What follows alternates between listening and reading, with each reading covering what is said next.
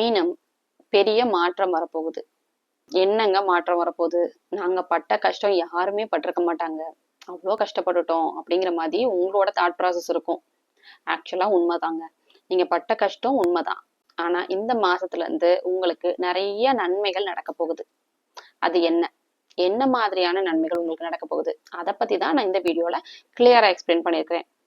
So video skip பண்ணாம ஃபுல்லா பார்த்து தெரிஞ்சுக்கோங்க. ரொம்பவே உங்களுக்கு யூஸ்ஃபுல்லாகவும் இன்ட்ரெஸ்டிங்காகவும் இருக்கும். இந்த வீடியோவில் நம்ம பார்க்க போறது மீன ராசிக்கான மே மந்த் ராசி பலன். ராசி பலன் பார்க்கறதுக்கு முன்னாடி நான் எப்பயும் சொல்ற மாதிரி சேனலை சப்ஸ்கிரைப் பண்ணி வச்சுக்கோங்க. அப்பதான் உங்களுக்கு எவ்ரி வீக் நாங்க அப்லோட் பண்ணக்கூடிய அஸ்ட்ராலஜி பத்தின ஜென்ரல் வீடியோஸ் கூட உடனே நோட்டிஃபை ஆகும். உங்களோட சொந்த ஜாதகத்துக்கு அஸ்ட்ராலஜி ஆன்லைன் கன்சல்டேஷன் வேணும்னு நினைச்சீங்கன்னா ஸ்கிரீன்ல தெரியுற இந்த வாட்ஸ்அப் நம்பருக்கு நீங்க ரீச் அவுட் பண்ணி உங்களுக்கான அப்பாயின்மெண்ட்டை புக் பண்ணிக்கலாம். என்னோட கிளைண்ட்ஸோட ஃபீட்பேக்ஸ் எல்லாம் ஃபர்ஸ்ட் கமெண்ட்ல பின்டா இருக்கு, நீங்க கிளிக் பண்ணி செக் பண்ணிக்கலாம். ஓகே, இந்த மே மாசம் மீன ராசிக்கு எப்படி இருக்கும் அப்படின்னு பார்த்துலாமா? இந்த மாதிரி இருக்கும் கிரகநிலைகள். இந்த வீடியோ பப்ளிஷ் ஆகக்கூடிய அந்த டேட்ல கிரகநிலைகள் இந்த மாதிரி இருக்கும். ஏன்னா நிறைய கிரகங்கள் இந்த மாசம் பயிற்சி ஆகுது. 15ஆம் தேதி பாத்தீங்கன்னா மீன ராசி மேல, உங்களுடைய மீன ராசி மேல ஆல்ரெடி சனி இருக்கு. சனியும் செவ்வாயும் ஒன்னா இணைஞ்சிருந்தாங்க. இந்த மாசம் 15ஆம் தேதி செவ்வாய் பயிற்சியாகி மேஷம் மேல வந்து ஆட்சியாக போகுது. மேஷ ராசி மேல செவ்வாய் ஆட்சியாகும். சூரியனும் புதனும் ரிஷப வீட்டுல இருப்பாங்க. மிதுன ராசி மேல குருவோட போய் இணைய போது சுக்கிரன்.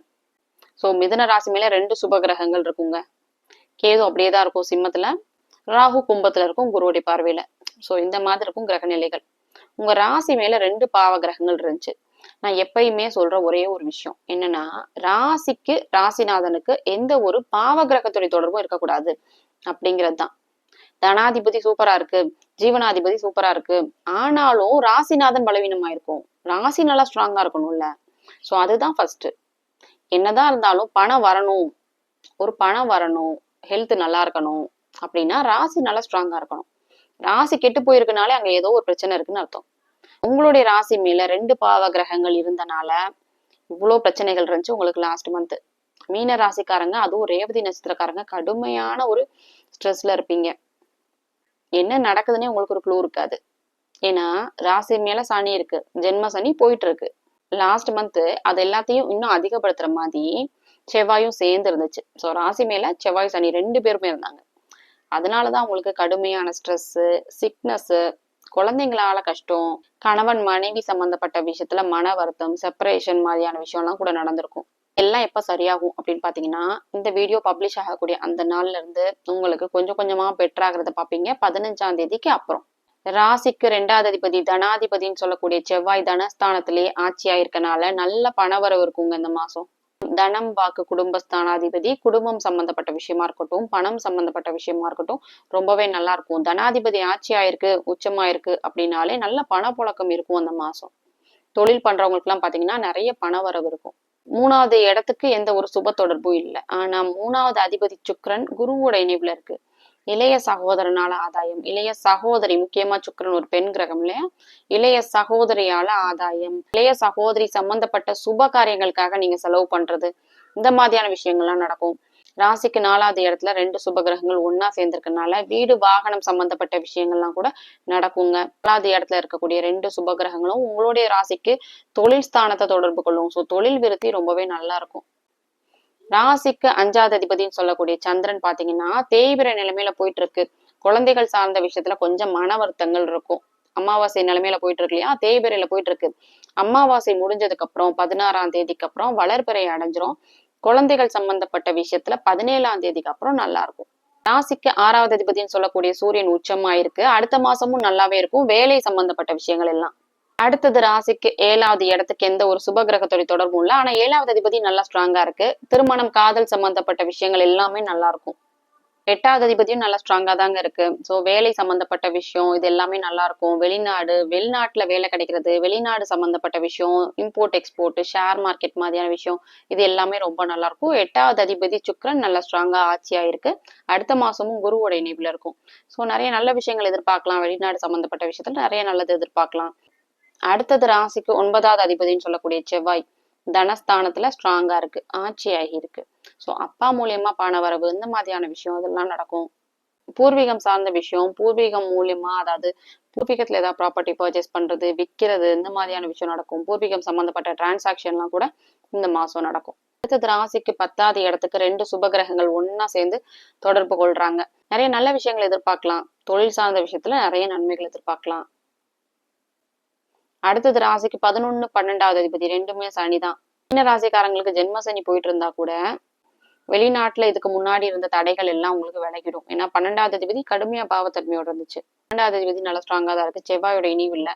வெளிநாடு விஷயங்கள் எல்லாமே உங்களுக்கு த்ரூ ஆயிடும். வெளிநாட்டுல பிஆர்க்காக வெயிட் பண்ணிட்டு இருக்கீங்களா, படிப்புக்காக வேலைக்காக வெளிநாடு போகணும்னு நினைக்கிறீங்களா, எல்லாருக்குமே ரொம்ப நல்ல மாசமாவே அமைஞ்சிருக்குங்க.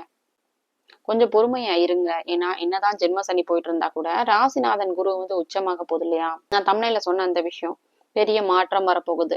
என்ன மாதிரியான மாற்றம்? உங்க ராசிநாதனான குரு வந்து உச்சமாக போகுது.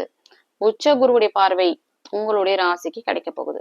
ராசிநாதன் குரு உச்சமாகி ராசியும் தொடர்பு கொள்ள போகுது. இதுக்கு முன்னாடி லாஸ்ட் மந்த் இருந்த கஷ்டங்கள் எதுவுமே உங்களுக்கு இனிமே இருக்காதுங்க. இந்த மாசம் 15ஆம் தேதியில இருந்து கொஞ்சம் கொஞ்சமா சரியாகிறத பாப்பீங்க. மீன ராசிக்காரங்க படாத கஷ்டம் கிடையாது. ஜென்ம சனியில, அதாவது பாவ கிரகங்களுடைய இணைவு ஒண்ணு உங்களுடைய ராசி மேல நடந்தனால கடுமையான கெடுபலன்கள் இருந்திருக்கும். இந்த மாசம் உங்களுக்கு அப்படி இருக்காது. இந்த மாசம் 15ஆம் தேதியில இருந்து உங்களுக்கு நிறைய நன்மைகள் நடக்கிறத பாப்பீங்க.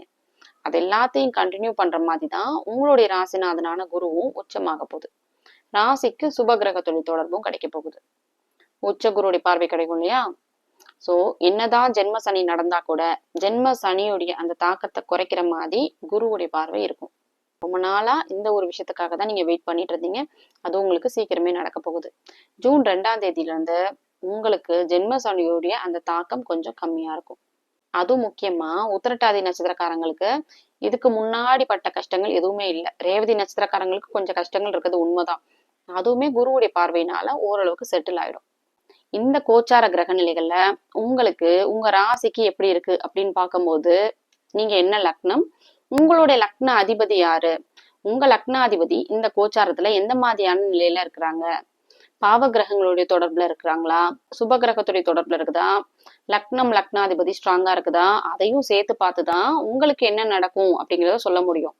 ராசி பலன் அப்படிங்கிறது வெறும் 30% தாங்க. ரிமைனிங் 70% பாத்தீங்கன்னா இந்த கோச்சார கிரக நிலைகள்ல உங்களுடைய லக்னாதிபதி எப்படி இருக்கு, பாதிக்கப்பட்டிருக்கா இல்ல நல்லா ஸ்ட்ராங்கா இருக்கா, அதை முதல்ல பார்க்கணும்.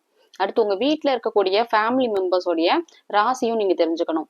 உங்களுடைய ராசியை மட்டுமே நீங்க பாத்துட்டு இருப்பீங்க இல்லையா. உங்க கூட பிறந்தவங்க எல்லாம் நீங்க கன்சிடர் பண்ணணும்னு அவசியம் கிடையாது. உங்களோட அப்பா அம்மா, உங்களோட ஃபேமிலி மெம்பர்ஸ்ன்னு சொல்லக்கூடிய உங்களோட அப்பா அம்மா, உங்களோட கணவன் மனைவி குழந்தைங்க, இவங்க என்ன ராசி, இவங்க மீன ராசி இல்ல சிம்ம ராசி யாராவது இருக்கிறாங்களா, அதை முதல்ல பாத்துக்கணும். மீனத்துக்கு ஜென்ம சனி போயிட்டு இருக்கு, சிம்மத்துக்கு அஷ்டம சனி போயிட்டு இருக்கு. சோ உங்களுக்கு ஒரு விஷயம் நல்லாதான் நடக்குன்னா அதை அவங்க தானே செலிப்ரேட் பண்ண போறாங்க. சோ அவங்க கஷ்டப்படுற மாதிரியான அமைப்பு இருந்துச்சுன்னா மீன ராசிக்கு ஜென்ம சனி. சோ ஜென்ம சனி அஷ்டம சனி போயிட்டு இருக்கவங்களுக்கு நிறைய கஷ்டங்கள் இருக்கும், கடுமையான மன அழுத்தம் இருக்கும்.